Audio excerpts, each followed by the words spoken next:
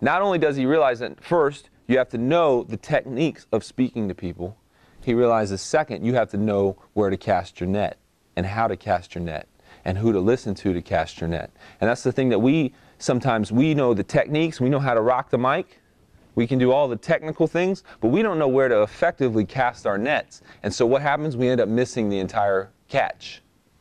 Because what happens right here in verse 4, he hops in the boat with Simon. He says, Simon, row your boat out into the water and let your nets down and to catch some fish. Now let's stop and think about this for a second. We think, oh, that's Jesus, he knows everything. But let's put this in the natural for a second. Jesus was a carpenter. He's not a fisherman, okay? He just went, a carpenter told a bunch of professional fishermen where to go fish.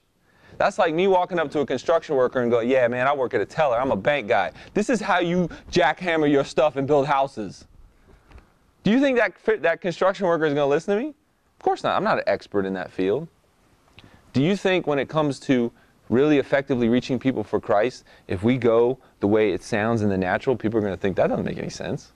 You should be rhyming and making some money. Why are you out there trying to reach 10 people on a corner with a microphone? That don't make no sense. But why? You're listening to the carpenter. You're not listening to the construction worker.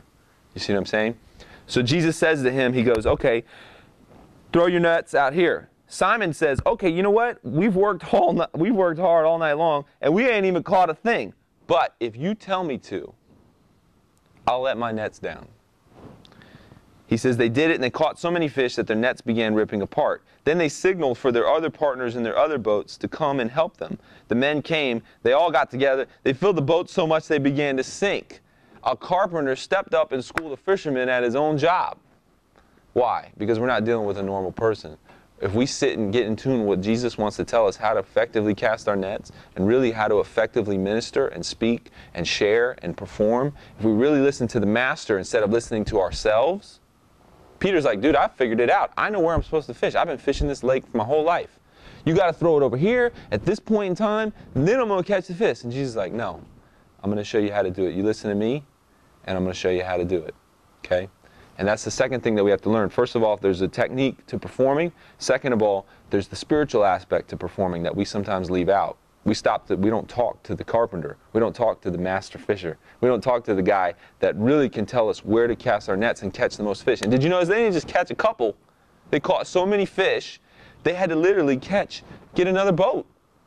And then the boat began to sink. That's like, you imagine that? Imagine you've been fishing like your little retention pond, like, you know, this little water runoff pond. You caught like a few minnows your whole life, and out of nowhere some dude walks over and says, okay, throw your net there. And you out of nowhere you just hauled in like the entire Long John Silver's restaurant. You know? You'd be like, what? Hold up. I don't know anything about what I'm doing. If I just would have listened to him in the first place, that's the second thing. First, know how to perform. Second thing, listen to the Master. But this is the third thing that I want to finish with, is that this is where we end up stopping ourselves. And this is why a lot of us don't reach the next level, is because of what Peter says. And I think he really represents a lot of us. It says in verse 8, when Simon Peter saw this happen, he knelt down in front of Jesus and he said, Lord, don't come near me. I'm a sinner. Peter and everyone with him were completely surprised at all the fish they had caught. At that point, Peter realized he was not in the company of a normal guy. He says, Lord, don't come near me. I'm a sinner. How often do we sit there and go, God, don't use me. I've jacked up things too badly. Like as if our ability to be used is based on how good we are. Yeah. You know what I mean? I'm saying this as someone who's completely guilty of this. Like you getting ready to go do some ministry thing and you just did something incredibly stupid. And you're like, man, why am I even getting on that stage? I'm a hypocrite. We start listening to all the things the devil starts speaking in our ears. We listen to the things we tell ourselves. We look at our past. We look at our families. We look at all the different things that we've done and suddenly realize it's really kind of selfish if you think about it. It's like saying, you know what, God, you can only work if I'm perfect. And God's saying, you know what? I'm not asking you whether or not you're a sinner. I'm just asking you to throw the net where I told you to throw the net and let me take care of the rest. Because I'm in the process of not only using you to cast that net, I'm in the process of cleaning you up to make you usable. Because it's a funny thing, what does Jesus say? He says, he looks at Simon, he says, don't be afraid.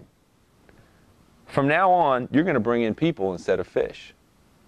He doesn't say, yeah, you're right, you are a sinner. Yeah, you're right, you're terrible. Yeah, I shouldn't really even be around you. He doesn't say any of that. You know what he says? He's like, chill out, it's cool. I know. Don't be afraid.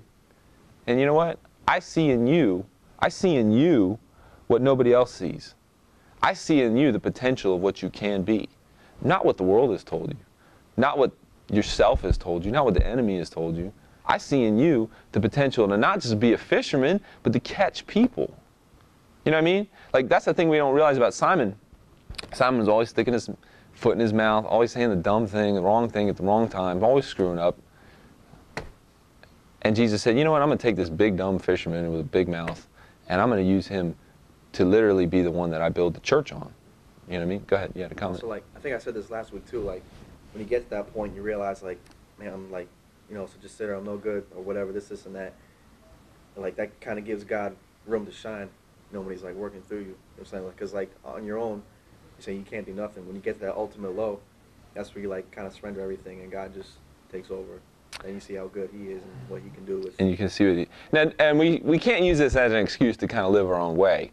At the end of the day, the only thing that really made Simon effective was the fact that he said, okay, fine, I can't get anything else right, but at least I know one thing. Jesus tells me chuck the net over here, I'm going to chuck the net over there. And that put him light years ahead of all the Pharisees and all the Sadducees and all the religious people of his time. You think those religious people of his time were sitting there chilling on the beach teaching these people? Of course not. They were off in some nice, cushy little synagogue, chilling, making cash, balling out of control, okay? They were doing their thing where Jesus was going, I'm going to go get dirty. I'm going to go stand on a beach where it's hot, where it's nasty, where I'm going to be with a bunch of smelly fishermen. I'm sorry, hanging out with fish, not my idea of a good time, okay? Fish are not, they don't smell good, they don't sit still. You know what I mean? Think about a fish.